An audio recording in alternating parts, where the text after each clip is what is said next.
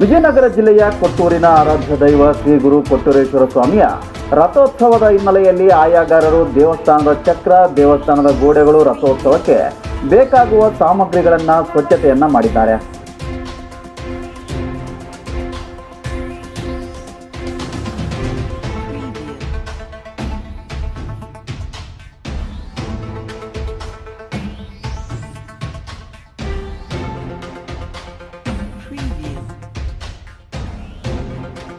ಇನ್ನು ಸ್ವಾಮಿಯ ರಥೋತ್ಸವವು ಇದೇ ತಿಂಗಳ 22ರ ಶನಿವಾರ ವಿಜೃಂಭಣೆಯಿಂದ ಜರುಗಲಿದೆ.